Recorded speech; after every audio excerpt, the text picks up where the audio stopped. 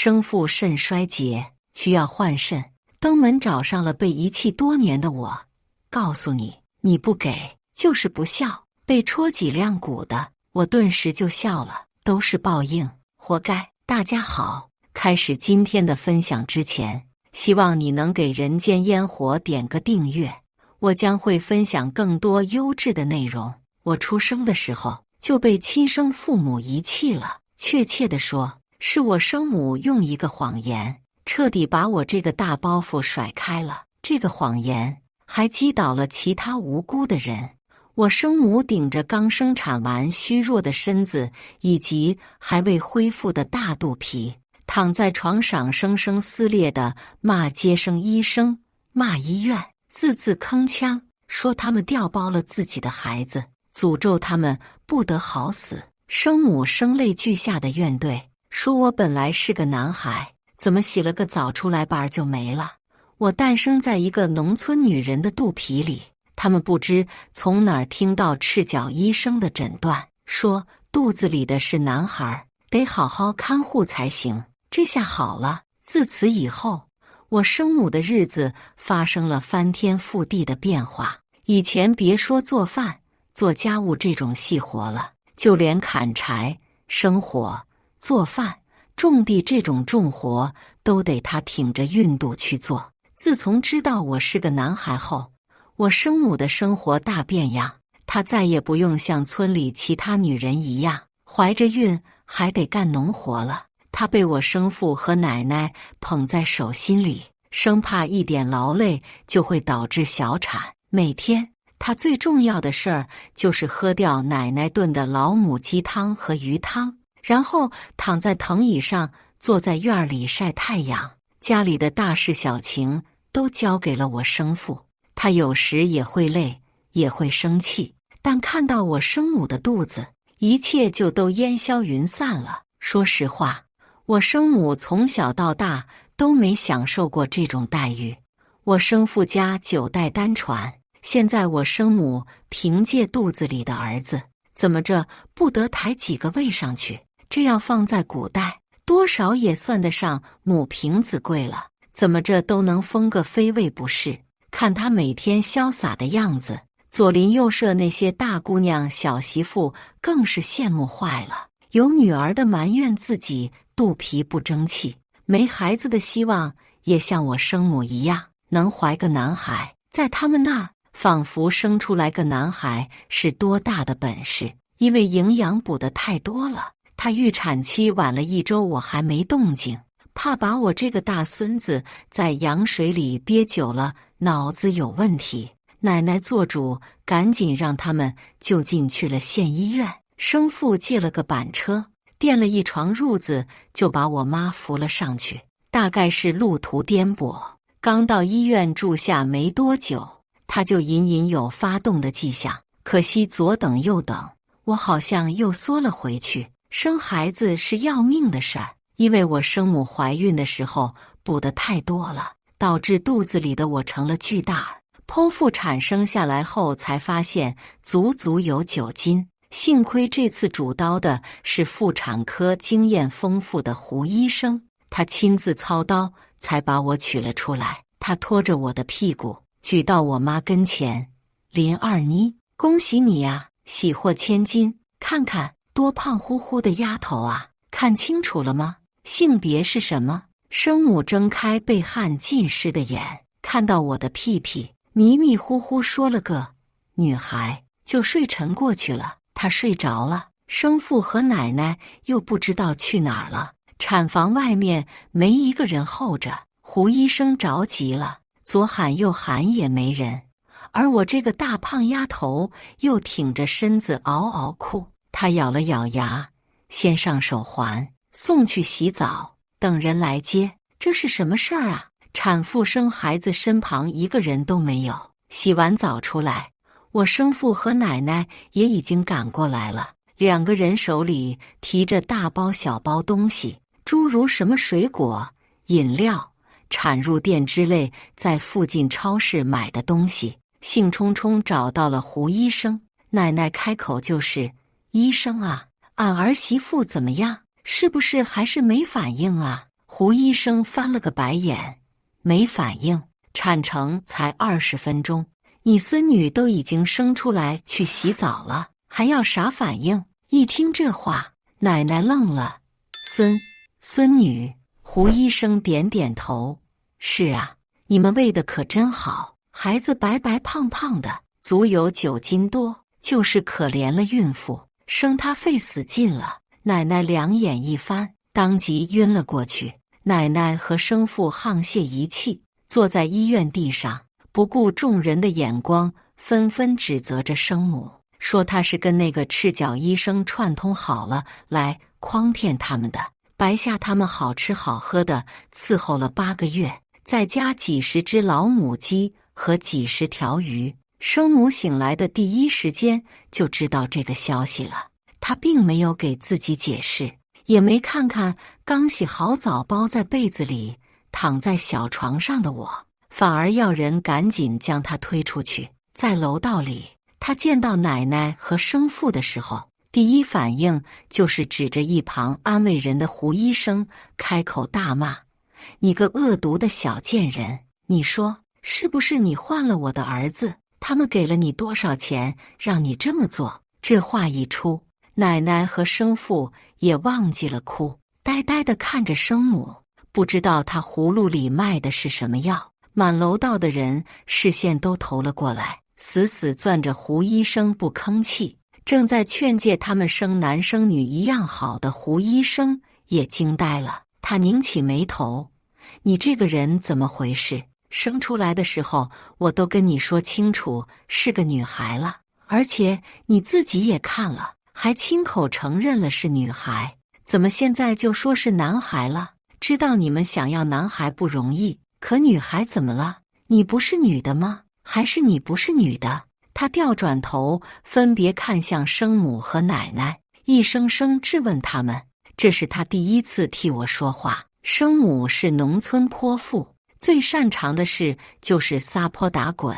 一听胡医生这么说，他不顾自己产后还疼痛的刀口和虚弱的身体，从床上坐了起来，一把揪着胡医生的领子，要告他去。胡医生想躲，但又怕伤到病人，只能任由他撕扯。看他这种态度，奶奶和生父愈发觉得生母说的是对的，跟他联合起来骂胡医生。胡医生也是那天被停的职。后来生母连夜被他们接出了院，把我一个人丢在育婴室里，连我身上的包被他们都扯走了。幸亏育婴室温度不低，否则我早就被冻死了。他们走了以后，联合相熟的亲戚村民天天来医院门口以医疗事故的名义闹事，在门前撒泼打滚，打发回去一批又一批病人。那个年代没监控，也没足够的证据证明生母或者胡医生哪个人说的是对的。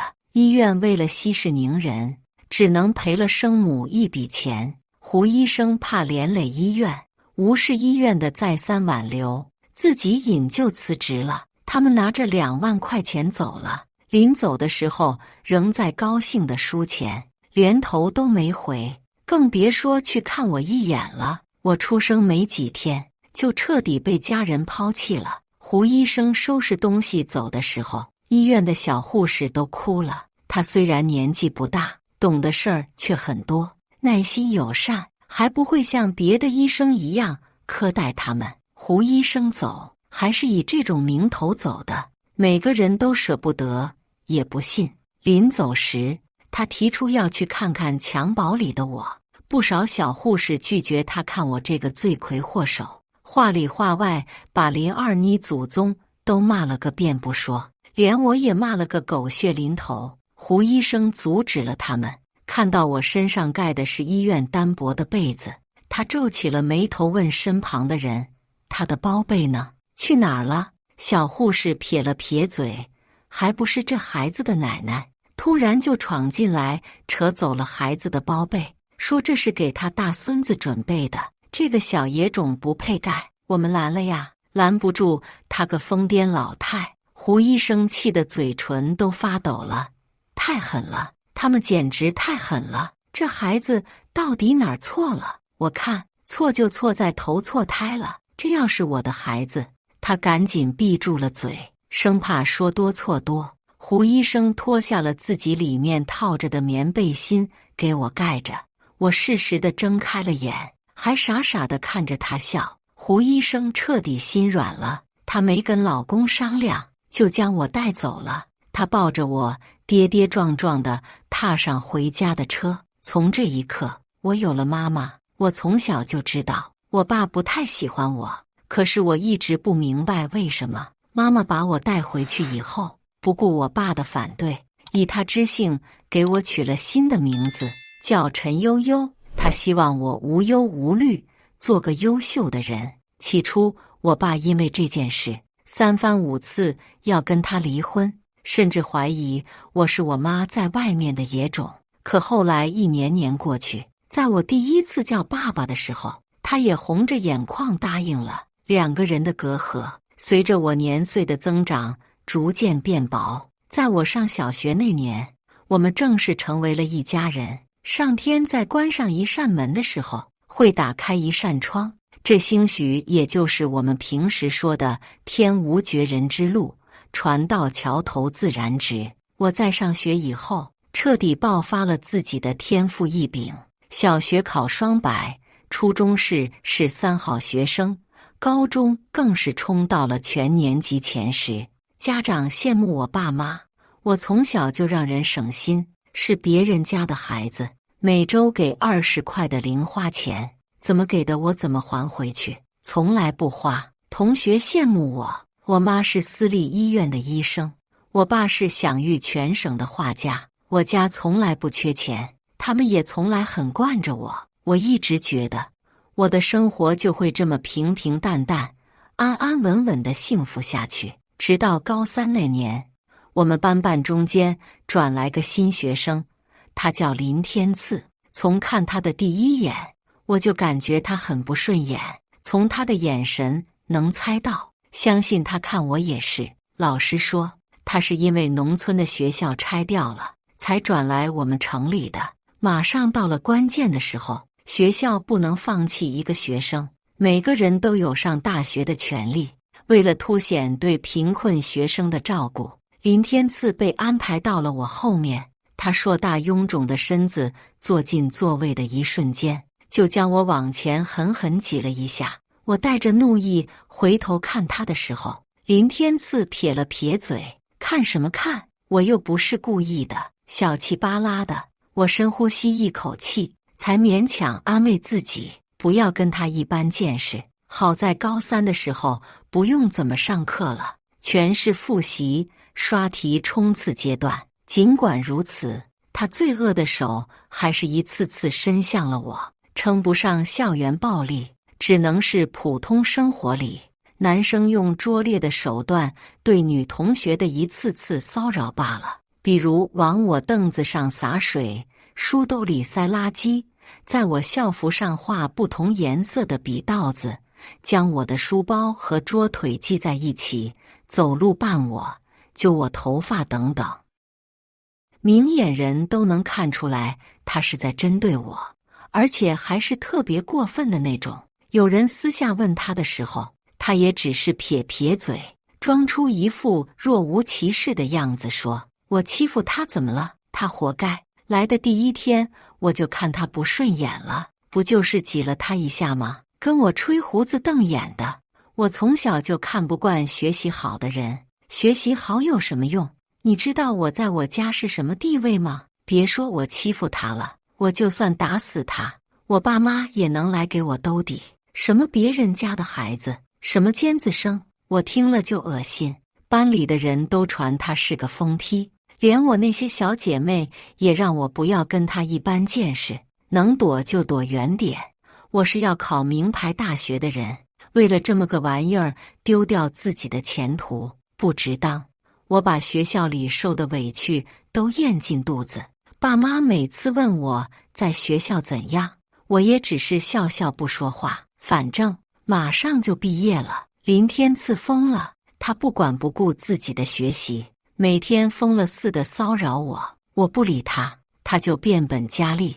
为了躲开他，我向老师提出了换座位，还把自己斑驳的校服后背给他看。班主任心疼坏了，他没想到一个刚转来的转学生竟然这么大本事，将我这个年级前几欺负成这样。班会课上，班主任以影响同学学习为由，让林天赐搬着桌子往后坐，跟我拉开距离。林天赐抬起桌子，将他拖得蹭蹭直响，发出刺耳的声音。班主任有点忍不住，抬起桌子走。自己不觉得声音拉耳朵吗？不说不要紧，这么一说，他估计觉得自己掉面了，将桌子咚的一声推倒。有本事你来抬呀！班主任气猛了，还从来没有人敢跟他这么说话。一个从乡下塞钱破格提上来的，果然德行不好。他站在讲台上疯狂教育林天赐，就差戳着他鼻子骂了。林天赐一副不服气的样子，双手环胸，歪着嘴，摆出一副吊儿郎当的劲儿。对班主任的话，那是左耳朵进右耳朵出，丝毫不带搭理的。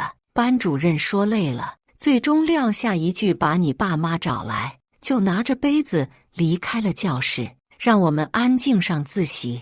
班主任前脚走，后脚林天赐一本书就砸了过来，正好打在我脊背上，疼得我直抽泣。我扭回头去，当着全班人的面，不受控制的恼怒道：“你有病啊！”林天赐冷冷看着我，还不知道谁有病，多大的人了，还去办公室打小报告。你别以为换座位我就拿你没办法，老子就是看你不顺眼，就是要弄你，你能把老子怎么着？同桌拉拉我，示意我别跟他一般见识，可我有点忍不住了。我从小被爸妈捧在手心里，哪受过这种委屈？我虽然没他高，但气势绝对不输。我蹭的一下从座位上站起来，把自己压抑了好久的怒气终于发泄了出来。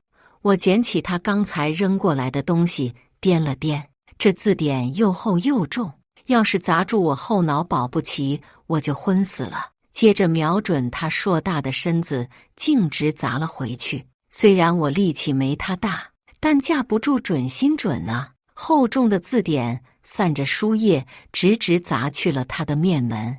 我使出了10×10的劲，直直砸得他往后退了半步，额头上出现一个肉眼变大的小肿块。林天赐本来肿胖的脸就面目可憎，更别说此刻再加上肿包了。他气急败坏地看着我，就要冲上来打我。你他妈个贱女人，你居然敢还手打我！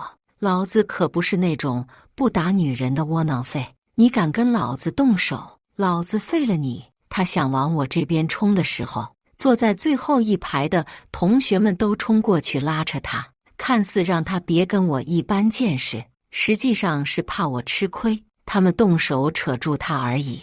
毕竟一个在班里没什么朋友的垃圾转学生，还能有我们这种原生团队团结吗？女生都围在我眼前，生怕林天赐真的突破阻碍了冲上来，他们还能扑上去撕咬一阵。林天赐吃得一身虚肉，别说所有男生上了，就几个人都能将他扯得动弹不得。他被压制，只能叫喊着要我死之类的话，在教室无能狂怒，教室里乱成一团。班主任进来的时候，林天赐还在用各种难听的话辱骂我。我奶奶说了，女人都是下贱胚子，别以为你学习好就怎么了，敢跟老子动手，你就算不死也得蜕层皮。你把我头打肿了，等着我奶奶和我爸来找你麻烦的吧。我家可是9代单传，就我一个男孩，在学校吃亏，学校也逃不了。你们这是什么垃圾学校？老师和学生联合起来欺负我，行，算你们有本事，老子不读了。陈悠悠，你他妈的给我等着，老子要让你知道找死2个字怎么写。年级主任站在门边，冷冷看着林天赐，胡闹，你告告我，找死2个字怎么写？林天赐蔫了，他再看不上我，再看不上班主任，但毕竟是个学生，对糙汉室的年级主任心里多少有点打鼓。年级主任看了看小脸煞白的我，略带关切地问：没事吧？你们动手了？我还没说话，班里同学就一言一语地开口了，话里话外全向着我。涛哥，是这个新来的先动手砸陈悠悠的，用的还是字典。是啊，咱们学校咋能让这种人来呢？他本来就老欺负人家，现在还打他，以后不会要杀人放火吧？你们看看，陈悠悠背上说不定还有黑青呢。那么老厚一本书，男生跟女生动手，真不要脸。林天赐没办法，只能眼睁睁看着大家向着我，把他一个人孤立出去。他现在仿佛在与全世界为敌。年级主任点点头，让林天赐去他办公室找他。临走还叫上了我。教室又恢复往常的平静，我跟林天赐一前一后走在年级主任身边。林天赐摇头晃脑，时不时被额头抽痛的包弄得龇牙咧嘴的，但好像丝毫不影响他的心情。相比之下，我有点难过，我怕叫家长，不想让爸妈担心我在学校的情况，更不想因为我的缘故影响了爸妈的工作。他们不能围着我活，我应该是他们的骄傲，而不能成为他们的拖累。主任让我俩坐在沙发两端稍等一会，班主任已经通知了家长，我们什么时候解决了，什么时候再回去。学校里最怕发生的，除了早恋，就是打架斗殴，更别提跟他动手的还是实力悬殊的了。主任冷冷看着林天赐，一个大男子汉跟小姑娘动手，真不嫌丢人。林天赐嘟囔着：我奶奶说了，女人都是贱货，动手怎么了？我没捅死她不错了。装逼犯。主任没听清，我却听了个一清二楚，真是难以想象他从小接受的是什么教育。没一会，外面传来几个人脚步匆匆的声音，他们听起来像是跌跌撞撞跑过来的样子，一路边走边问找到主任办公室，连门都没敲就闯了进来。没等主任开口，为首的老太太就冲到林天赐面前，翻来覆去的看他：乖孙，你怎么能跟人打架呢？呀，头上怎么这么大一个包？哪个天杀的跟你动手的？看看你受委屈了吧？身后跟着一对夫妻，男人也关切地看着自己儿子，女人却看向了我，脸色不好的跟班主任开口：就是他欺负我儿子的，真是没家教。你家大人呢？我还没开口，主任就偏袒我道：林天赐妈妈，希望你搞清楚再说话。她一个小姑娘会主动欺负人，要不是你儿子先动手。林天赐妈妈翻了个白眼，看起来根本不把主任放在眼里。先动手肯定是他不对，我儿子才不会无缘无故打人。你一个小姑娘家不守妇道，不说好好学习，我忍无可忍。你没事吧？你是来解决问题的，还是来抨击我的？要是对骂，那你等等，我妈一会就到了。他妈还没开口，他奶奶就调转矛头对向我：够了，你这个死丫头，看把我乖孙打的都破相了，他以后可是还要传宗接代的，现在这样还怎么娶媳妇？我孙子要是但凡有个3长2短，我都跟你没完。我冷笑出声，原来养他就是为了传宗接代呀，这跟养胖猪崽子过年杀着吃了有什么区别？林天赐一把挥开他奶奶，把他弄了个趔趄，差点摔在地上，指着我的鼻子骂：你他妈再说一句，看老子能不能废了你！他奶奶也盯着他爸，愤愤道：你傻了呀？看你儿子被人骂都没反应吗？还不上去给我狠狠扇肿他的嘴，给他长个记性！林天赐爸爸尚存一点良知，大概看我是个女孩，家长也没来，皱眉叹了口气：“哎，这什么急？等问清楚再删也不迟。”得，刚才那句话算我没说。他话音刚落，外面又传来一道男声：“我看谁敢动我姑娘一根指头，是爸爸。”我本来没有这么脆弱，可一听爸爸的声音，眼圈忍不住红了。抬头看到我妈担忧的眼神，更是忍不住扑了过去，语气带了些哽咽和委屈：“妈，对不起。”我妈摸着我的头妈撒：“傻孩子，受委屈的是你，你干嘛道歉？咱们要让该道歉的人道歉才对。”我抬头看着她：“对不起，耽误了你和爸爸的工作。”他俩对视一眼，不约而同地叹了口气。我们一家在这边其乐融融。林天赐他妈翻了个白眼，转过身来：“我说呢，有其母必有其女。”可他还没说完，就愣住了。胡医生。我妈眯起眼睛，像是在仔细回想他到底是谁。“你是？”林天赐妈妈不吭气，只是呆呆地看着他，随后又像想到什么似的，瞪大了眼睛看着我。看到他的眼神，我妈也有些警惕，她好像也回想起了什么，一把把我拉在了身后。“你是林二妮，是那个害她丢掉工作，但也给她带来了孩子的林二妮。”林天赐妈妈大概是想清楚了什么事，艰难地咧着嘴点点头，搓着手陪着笑：“胡姐，你看，真是大水冲了龙王庙。咱都是一家人啊，孩子之间的误会，这都是什么事儿啊？”他一双眼睛使劲往我身上瞟，就差扣下来贴我身上了，看得我怪膈应的。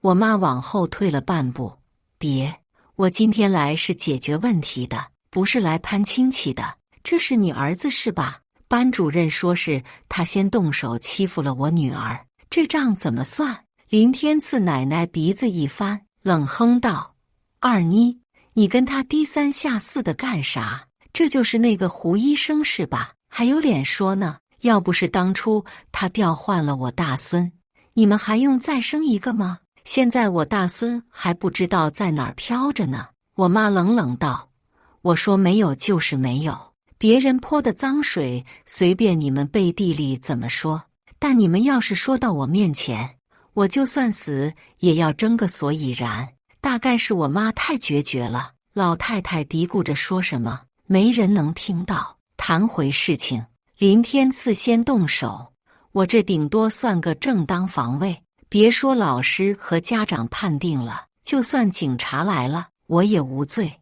他们只能自认倒霉，活该惹到了会还手的我。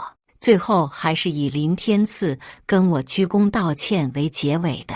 在年级主任的劝告威胁下，林天赐也写了保证书，保证以后再不针对我，也不闹矛盾了。年级主任想了想，为了保护我，甚至不惜把他调去了隔壁班。看来为了不让他影响我，大家也是煞费苦心。临走的时候，林天赐妈妈把我妈叫到一边去，不知道他们说了什么。总之，林天赐妈妈扭头看我的眼神极其可怕，是一种既惊慌又了然又复杂的情绪。林天赐奶奶和爸爸一左一右护着他离开，他妈时不时回头看着我，即将离开的时候还专门到我面前低头看着我。刚才的话是阿姨说的不对，阿姨给你道歉，你以后别再针对林天赐了。这孩子从小被宠坏了。我纳闷地看着他，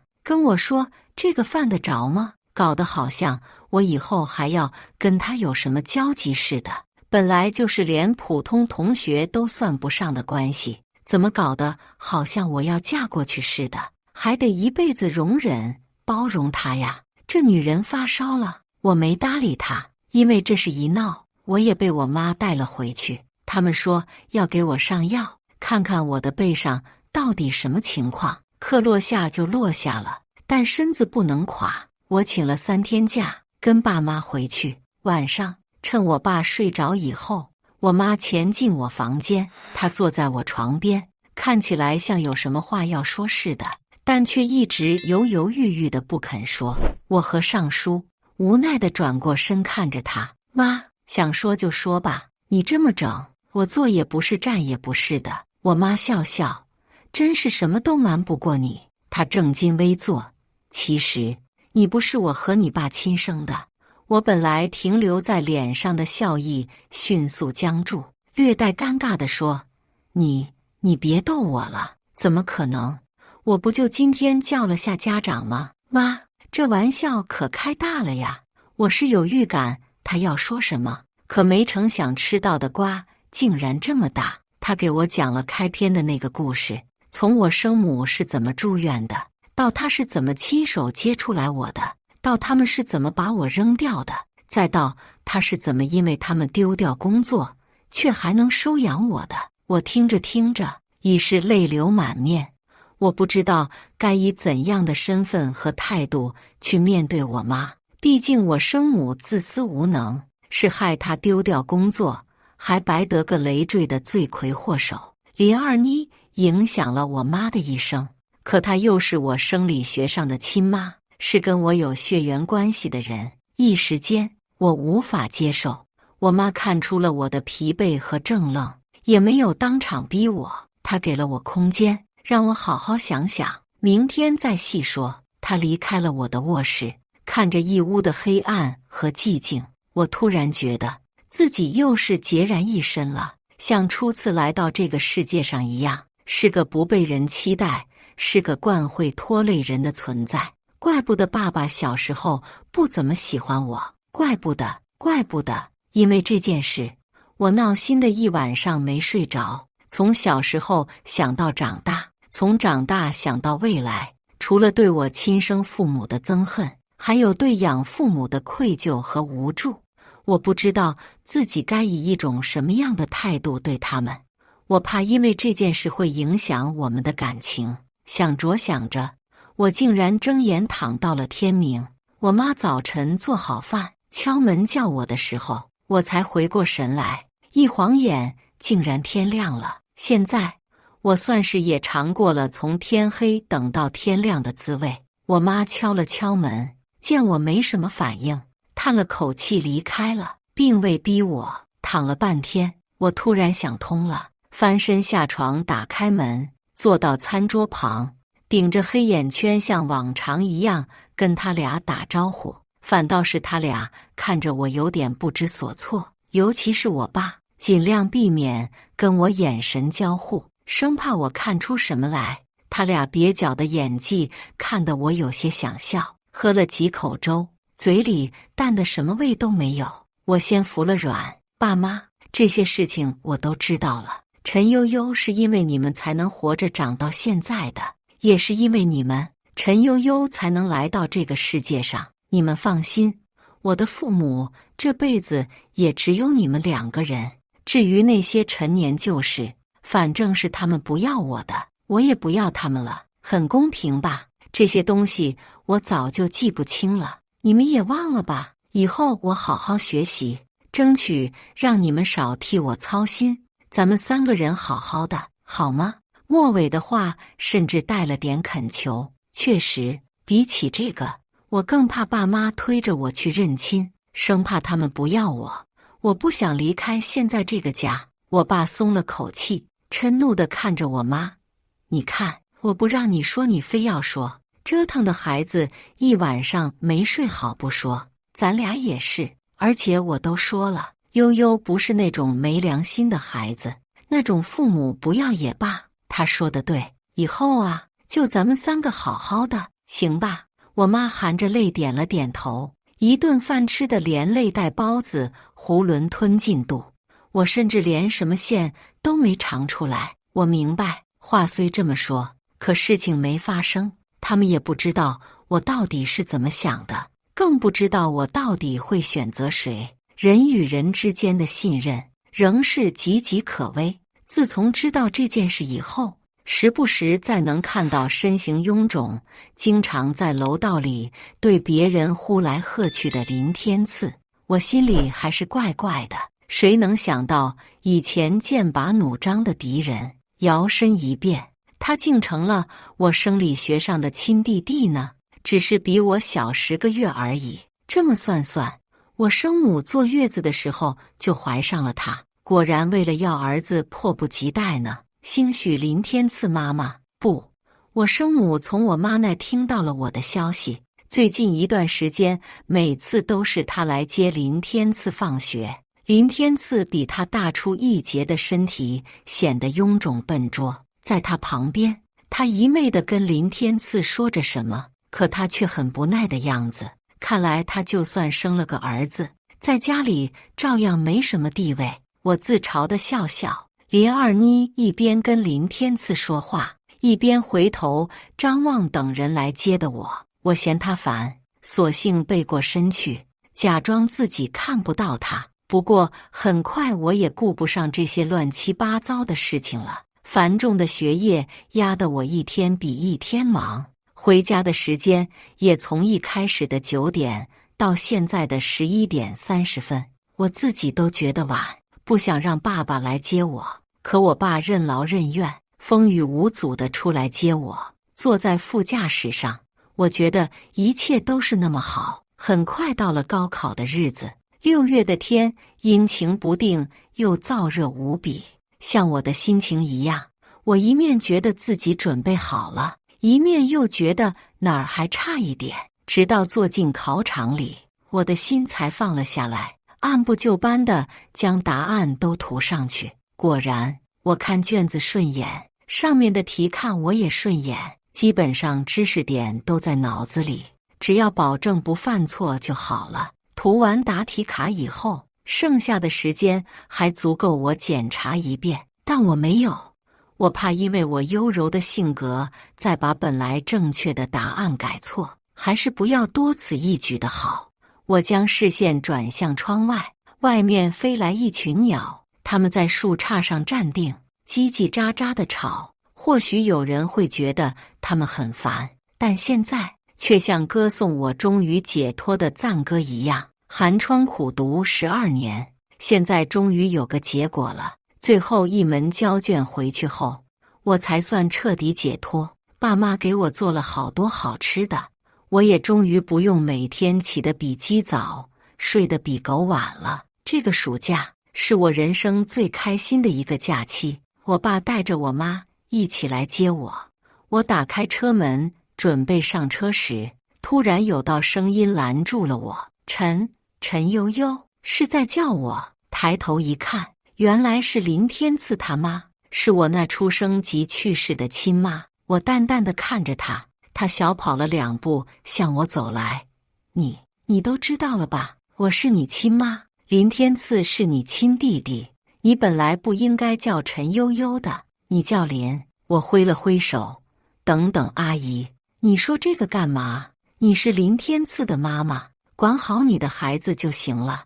我确实都知道了以前的事，但有什么用吗？与其在这里跟我装深情，不如回去多管教一下自己的孩子。或许他有话要对我说，但这一刻在我的攻击下，他什么也说不出来了，只能咬牙切齿地看着我坐进汽车里，而他只能在林天赐声声催促下骑上自己的28自行车，背后驮着200斤的林天赐，气喘吁吁地往家骑。暑假怕我无聊，我爸做主给我报了驾校，从科1到科4，我得学个遍。什么时候拿到本了，什么时候才算完？大家说高考成绩出来的时候，我还在哼哧哼哧顶着烈日学车，教练一会让我往左打死，一会让我往右倒库，突如其来的指令搞得我云里雾里的。我虽然有的地方不明白，但也准备跟他死磕到底。毕竟我一个堂堂的准大学生，怎么能被小小驾照难倒？白天我在驾校练车，晚上回家就拿我爸的车练手，一来二去，日子竟也混到了7月份。晚上被晒得黢黑的我一回家，就看到爸妈殷切的目光，他们看着我，悠悠，听说能查成绩了，你要不要？当时估分的时候，我感觉自己考得不错，可现在听到也难免紧张。坐在电脑前，输进自己的准考证和身份证号，等待加在页面转圈圈的时候，我的心里是最煎熬的。考好了还好，万一考不好，爸妈失望了怎么办？他们当时顶着压力养我已经够辛苦了。我天马行空地想着，界面突然刷新出来了，望着所有成绩被屏蔽掉的界面，只留下一个名字和准考证号。我懵了，我爸妈也懵了，他们从来没见过这阵仗。我爸有点慌了，怎么可能没成绩？你不会作弊了吧？不对呀，你这成绩还需要作弊？我也有点着急，甚至想给老师打电话问问到底是什么情况。只有我妈淡定地看了看界面，戳戳我俩：“你俩能不能细心点？看不到下面标的什么吗？全省前50的成绩是被屏蔽的。”陈悠悠，你考了全省前50。我妈声音越说越抖，最后甚至是用喊的才能让自己说出来。这话一出，家里顿时炸了。我爸激动地抱着我和我妈，我也喜极而泣，我们哭成了一团。这边还没享受完喜悦，那边老师竟主动给我打来了电话。电话里说教育局给他们打电话，通知我以理科721的高分获得了市高考状元的殊荣。这是我们市最近5年高考状元里分数最高的一次，还让相关部门做好表彰准备。班主任忍不住提前打电话通知我，让我做好准备，必要的时候说不定还得发言呢。我妈揽着我的肩膀，我就说了，我女儿是最棒的。我认真地看着他俩，爸妈，谢谢你们，真的，谢谢你们给了我第2次生命。谢谢你们，因为担心我一直没有要孩子，是我耽误了你们。爸妈，对不起。他俩对视一眼，眼圈也红了。是我们要谢谢你，我们这一辈子有你就够了。悠悠，你好好的，比什么都强。我们乐成一团，又哭成一团。没过几天，我的大名不仅单独上了表彰墙和横幅，更被媒体大肆报道。什么纸媒新媒，只要一搜陈悠悠，保证后面跟着的关键词条是某某是高考状元。不少人也让我爸我妈分享他们是如何培养出来一个状元女儿的。这消息自然也传到了林天赐家。林家2口子看着登台露面的我妈和爸，气得后槽牙都要咬碎了。毕竟如果当初没有遗弃我的话，兴许现在上电视的就是他们了。林虎有些生气地看着只会躺在床上玩手机的林天赐，带些怒意道：“看看陈悠悠，再看看你，都是一个班的，你还欺负过人家？怎么人家就考了个高考状元，你就180分呢？我在答题卡上踩2脚都比你分高。”林天赐不服地梗着脖子叫唤：“那你倒是踩去啊！我好歹还是高中毕业呢，身为咱家学历最高的人，我得意了吗？”他这话气得他爸差点背过气去。很快，市领导要给我颁奖的消息传了过来，许多媒体挤在本就逼仄的校园里，争先恐后，生怕自己拍不到这个场面。被簇拥上台的时候，我还是云里雾里的。我穿着一身喜得发亮的校服，接过是领导递来的证书和奖金牌，足足有2万块钱。这钱放在那个年代也不是小数目，我们一家都震惊了。谁也没想到，知识竟然真的能换钱。媒体上大肆刊登着我的照片和奖金牌照片，恨不得在全市循环滚动播放。消息自然也传到了村里去。林虎气坏了，将报纸啪的一声扔在林二妮脸上：“都是你当初出的鬼点子，现在好了，把这奖金和闺女都让给别人了。我不管，你把闺女给我弄回来，就算我们不待见，那也是流着林家血的人。林二妮，这事儿你去办。林二妮好明被教训了一顿，说话也带了点哭腔。关我什么事？当初你们不是都默认了吗？也不想想，那么大的医院咋可能给咱家换孩子？咱家是什么富贵人家吗？娃是来享福的，还不是因为你们当初都不想要女孩，也就任由我去闹事了。现在倒好，看陈悠悠有出息了，就上赶着去叫人家回来。你们能去，我可不去。林虎气急了，抄起手边的扫帚就往林二妮身上砸。你个死婆娘，叫你犯贱，叫你不听话！林二妮满院子跑着，迎面撞上了刚睡醒出来的林天赐，下意识躲到他身后。林天赐一把推开他妈，嫌恶地看着他：干嘛呀？大早晨的让不让人睡觉了？真是无语！你们喜欢打架去，一边打去！林二妮脚下一绊，摔倒在地，看着林天赐扬长而去。林虎又拿着扫帚准备教训他，眼泪阴阴地想自己是不是做错了什么。早知道当时养下那个女娃又能怎样？早知道他这么有出息。打定主意后，林二妮收拾好了些村里的农产品和一只老母鸡，踏上了去县城的路。大清早，我刚准备吃口饭，就往驾校跑，却被一个女人拦住了。这不是林天赐他妈，我的生母吗？我扭头叫了声妈，有人来了，自己就想土遁逃走。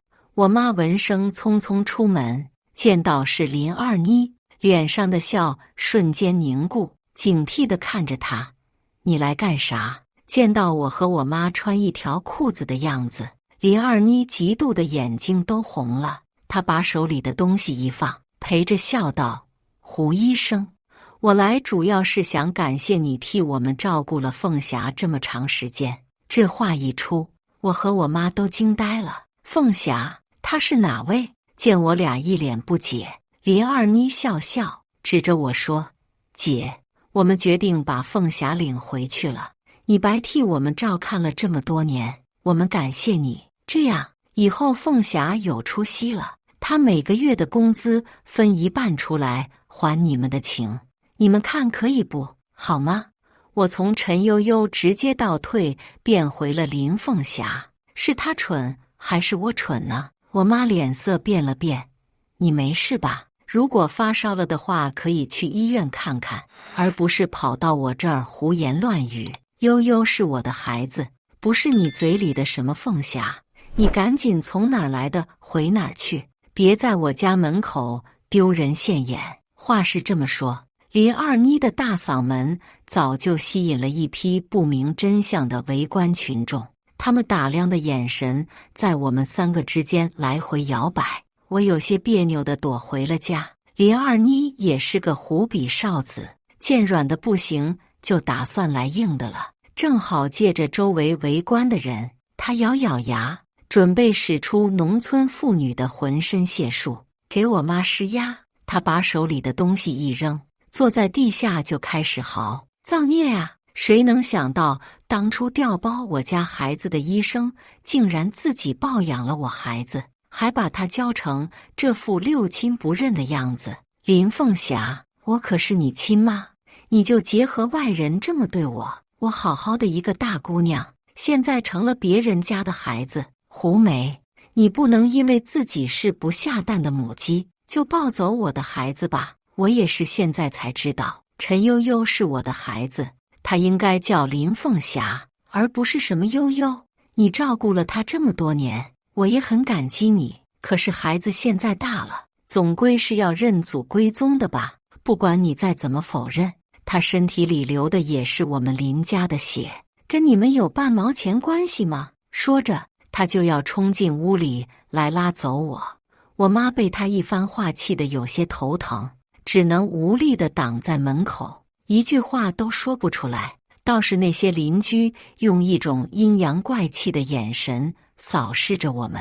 小胡医生怎么是这种人啊？这女人不会再胡说吧？我看不像。我婆婆说过，小胡医生以前因为医疗事故被之前的医院开除了，恐怕就是因为这事儿吧。不过话说回来，悠悠学习好，又争气，还是咱们的高考状元。这孩子还得胡医生看，要不在村里还不知道要埋没成什么样子。可问题是，陈悠悠长得确实跟陈画家和胡医生不像啊。咱们以前不是都说过吗？要我看啊，不管怎么说，毕竟是人家的孩子，还是还给人家吧。大家都向着林二妮说话，给林二妮得意坏了。她探头探脑地说：“凤霞，快出来跟妈走吧，妈带你回家。你还有个弟弟呢，你得回去认认门，以后你们可是要互相帮扶的呢。”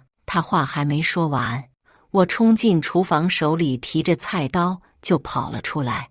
林二妮是吧？你再多说一句，再气我妈一下，我就砍死你！四下哗然，不少老头老太太指责我怎么能对亲妈动手，就连我妈都有点害怕了，几次想冲上来夺我手里的刀。我气急了，林二妮这不是明摆着趁我爸不在家来欺负我们俩孤儿寡母的吗？我已经是成年人了，还能任凭我妈这样被人指着鼻子骂？我挥舞着手里的菜刀，一时间没有人敢靠近。见大家都冷静了下来，我冷哼一声：“林二妮，你现在看我出息了，跑我家说这种话，你自己不觉得丧良心吗？你年纪大了，给自己积点阴德，最起码保佑保佑你那一事无成的儿子吧。”林二妮脸色一变，张嘴就要喷我，我阻止了他，说的比唱的好听。你来骗骗围观群众也就罢了，还想把屎盆子扣我妈头上，你是吃了哪块疯狗肉，还是觉得我是个傻子？你动动嘴皮子，我就能跟你回去了。当时在医院上班的，谁不知道你是专门遗弃我的？明明头胎生的是个女孩，非要说自己生的是男孩，说我妈和医院调包了你的孩子。你几斤几两啊？凭什么要调包你的孩子？你的孩子是富二代还是神仙下凡？自己没本事就算了，还污蔑我妈。要不是你三番两次去闹事，我妈会失去工作吗？你不道歉也就算了，现在还来气她，你要不要脸呢？这么多年了，我不找你就不错了，你还敢主动找上门来，那我们就算，你让我跟你回去也行。你把我爸我妈这么多年养我育我的钱都还给他们，我就跟你走。我给我妈递了个眼神，继续道：这样别的也就不多要了。从小时候喝奶粉，到长大后上学补习，各种课外班，就连现在我考驾照都是我爸妈的钱，多的我也不要。70万，你只要还给他们，我就跟你走。林二妮结结巴巴地说：我们哪有这么多钱？你忘恩负义，不想回家就直说，不用来这套。我气笑了，忘恩负义？你们对我哪有恩和义了？别以为我不知道你们打的是什么算盘。我现在成年了，又是高考状元，再过几年大学毕业，自然能找个好工作。我需要你们的时候，你们遗弃了我。现在想起来，我有本事挣钱了，开始把我往回要了。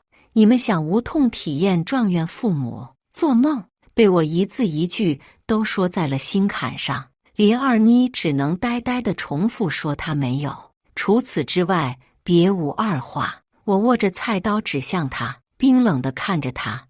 我再说一句，你现在赶紧给我离开我家，以后也别来。否则你来一次我砍你一次，我倒想看看是你的命重要，还是要我回家更重要。林二妮在大家的抨击声和议论声中，头也不回地跑走了。听到我说的话，大家才知道我妈是个多好的人，对陷害过她的人不计较就算了，还领回了她的孩子，培养成了高考状元，这得是多大的圣母啊！他们有些羞涩地躲避我妈的眼神，不过也保证了下次林二妮再来闹事的时候，都过不了邻居这关，他们就直接将她堵在外面了。等待众人散去，我才丢掉手里的菜刀，虚脱地靠在门框上。我妈赶紧过来拉我：“你没事吧？”我点点头，反手握住她的手：“妈，你放心，我绝对是站在你们这边的。我这一辈子也只有一对爸妈，那就是你们。至于别人，来一次我骂一次，除非他们闲得无聊，专门来找骂，估计最多再坚持几次，也就那样了。”我妈擦了擦眼角：“你看，你小时候已经那么不容易了，现在他们还要来骚扰你，他们到底有没有心啊？”我冷哼道：“心，如果真有的话，怎么会遗弃我呢？”果然，自从我上次提着菜刀公然发疯以后，林二妮再没来过。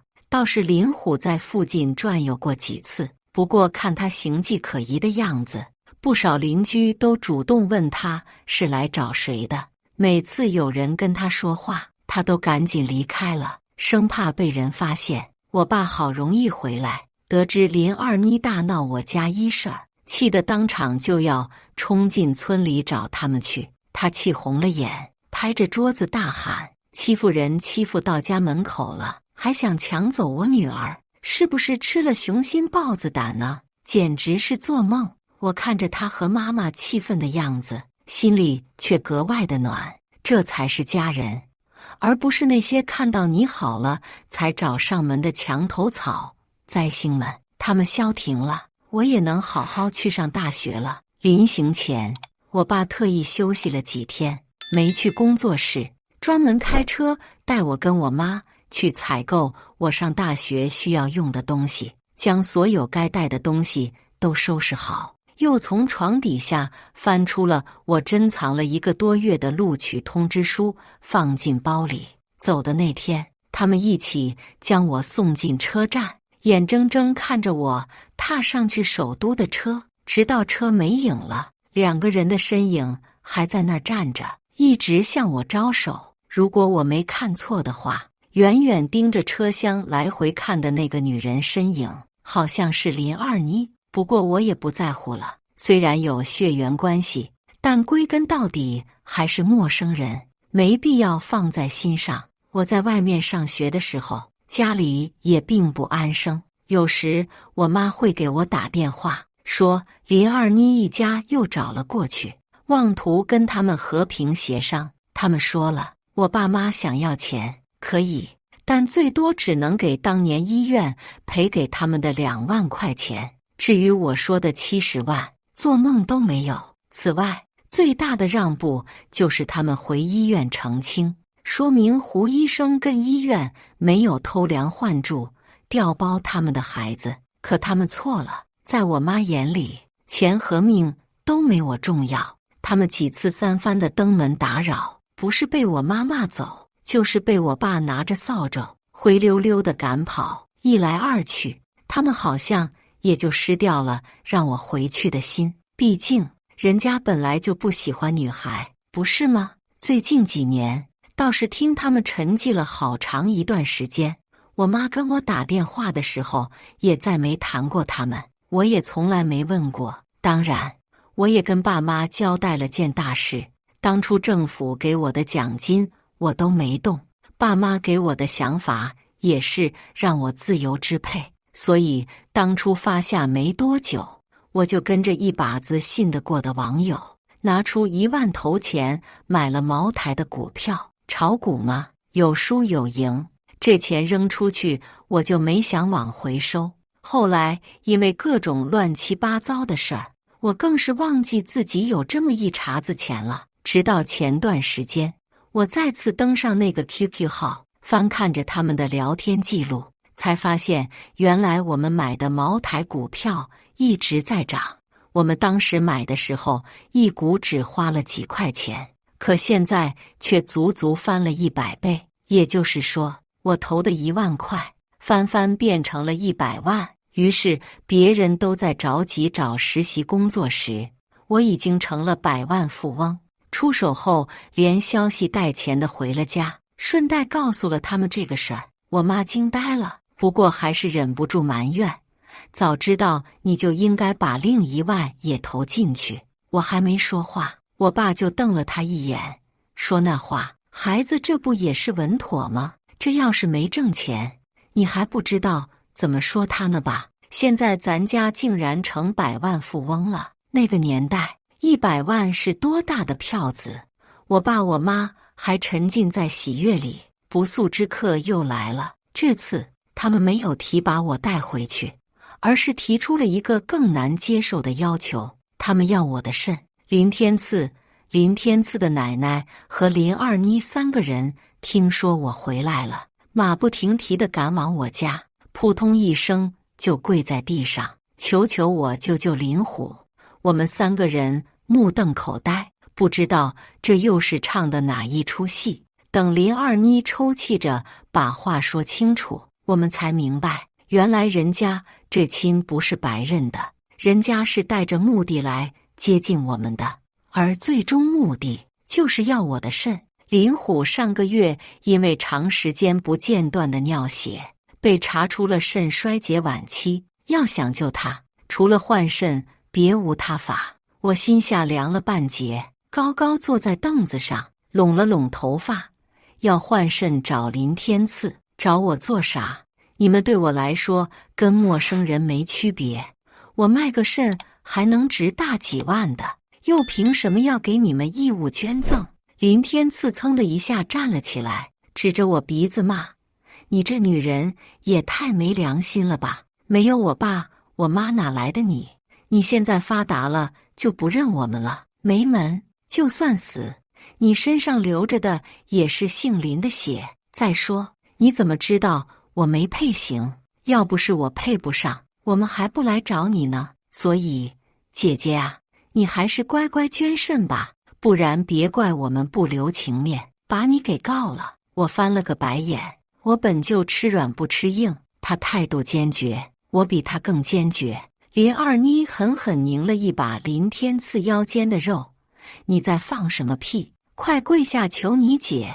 你是真不想让你爸活了是吧？林奶奶哭得上气不接下气，话里话外的意思也是让我救救他儿子，去做配型，去捐肾。林天赐不甘不愿地看着他俩，又愤愤然单膝下跪。我看着眼前3个人的闹剧，心里一阵阵想笑。我爸我妈这会倒是不说话了，毕竟他们不知道我是怎么想的。万一我答应捐了，他们又里外不是人了。我看向他们的时候，他们默默冲我摇了摇头，示意我别多管闲事。看着跪成一片的人，我抿了抿唇，你们起来吧。林二妮眼前一亮，好孩子，你答应了，放心，只要你救了你亲爸这一回，等他康复了，我们以后一定离你远远的，再也不打扰你的生活了。我摇了摇头，你们起来，然后转身赶紧走，顺便给我家带上门，否则不等你们告我，我就要告你们私闯民宅了。林二妮见软的不行，只能来硬的。她狠狠看着我，陈悠悠，我们虽然没有养育过你，但生育之恩你不能忘吧？俗话说生而未养，断指可还，你就当捐肾是还恩吧。你爸没有你的肾就不能活呀。这下我妈都被气笑了。林二妮，你没搞错吧？我们不说话是为了尊重孩子的意见，他都已经说到这个份上了，你还要孩子怎么办？你自己听听你说的，是人话吗？但凡有点良心的人都说不出来。这个孩子从生下来你们就不待见，现在需要了就来找了，怎么？他是你们手里的什么工具吗？赶紧给老娘滚！一向儒雅温柔的我妈都被逼得爆了粗口，可想而知她有多气人了。我们僵持不下，一方面我始终不松口，另一方面林二妮3个人跪着不起来，坐得累了。我扫了他们一眼，站起身道：爸妈，我困了，我回去睡觉了。我爸我妈点点头，坐那儿像盯贼一样看着他们一家子老弱妇孺的。我躺在床上听着，我睡下没有20分钟，3个人就乌泱泱走了。临走的时候还撂下一句话：你们给我等着。敬酒不吃吃罚酒，顺带把他们做样子提过来的东西原封不动地拎了回去。可笑，真可笑！爸妈见我难得在家，请了假在家陪我。没过2天，我家外面就被一团团嘈杂的声音包裹住了。我撩开帘子向外看，楼下停了一辆警车。好家伙，这是哪家出事了呀？还是谁报警了？等一行人气势冲冲赶来我家的时候，我才发现，原来出事的竟然是我家。开门，派出所的，有点事需要调解一下。我一头雾水地拉开了门，门外警察、居委会大妈还有林二妮一群人涌了进来。我一看到林二妮就头疼，这么多年了，她除了给我找麻烦，什么事都不会做。爸妈也一脸懵逼，丝毫不明白这唱的是哪出戏。警察看看我，再看看身着质朴的林二妮，你说这是你的孩子？他骄傲地点点头，当然，还是当年的高考状元呢。警察拧起眉，满脸不满地看着我，高考状元还能让你妈报警？看着我跟爸妈亲昵的样子，他又问，你们跟他是什么关系？我打断了他的施法，开口道，您来是有什么事儿吗？警察点点头，这位女士说她是你的亲生母亲，还说你拒绝尽赡养义务，不管你生病卧床的生父，他们是要报警走法律程序的。我们作为骗警，还是得来了解一下事情，主要还是想以调解为主，大家都是一家人嘛。我摇摇头，含讥带笑地把小时候那些事儿交代了个清清楚楚。眼见被戳破阴谋的林二妮脸色越来越黑，警察同志，你现在还觉得我们是一家人吗？他们这种无事不登三宝殿，一来就要我命的举动，换你身上，你答应吗？几个警察和居委会大妈越听脸越黑，大概他们甚至都后悔自己因为这破事儿跑出来一趟。警察不好说什么，居委会大妈倒是忍不住了，大妹子，你做人也不能太过分了吧？从小遗弃孩子就不说什么了，现在倒好，你老公需要肾源了，想起来人家了，早干嘛去了？还说什么断指可还的？你欠人家胡医生夫妻的账怎么还？你呢？你想好要断哪根指头了没？林二妮被说得毫无招架之力，只能把求救的眼光投向警察，拉着就近的人说，你们是警察，你们可不能拉偏架呀。虽然我们当初不对，可现在需要他了，他不应该出来吗？而且我们都保证了，事情结束之后保证不来打扰他们了。见过蠢的，没见过这么蠢还自爆的。警察抽回了袖子，首先，你们当初有可能犯下的是遗弃罪、诬陷罪，如果人家一旦追究，倒霉的是你们。其次，我国法律规定，人体器官捐献应当遵循自愿、无偿的原则，公民享有捐献或者不捐献其人体器官的权利。人家已经是成年人了，能为自己做决定，如果对方不愿意，是不能强迫的。倒是你们，如果想用什么违法行为控制人家，违法的是你们。他略带同情地看了我一眼，我们只负责来调解，具体的情况还得看你的决定。我点点头，明白他的意思，他是让我坚持自我，千万不能捐肾。林二妮无功而返，也不能用其他手段控制我。比起我这边，林虎那边更需要人。听说林天赐为了躲避照顾他爸，已经逃出了县城，不知道去哪了。林天赐奶奶气得中了风，瘫倒在了床上，所有的重担都压在了林二妮身上。白天请人照顾林虎，他在家照顾林天赐奶奶。晚上伺候的老太太睡着以后，还得去医院替护工照看林虎。后来他还喝了2回安眠药，只不过都被人救回来了。他家挺惨的，我们的生活倒是与日俱好。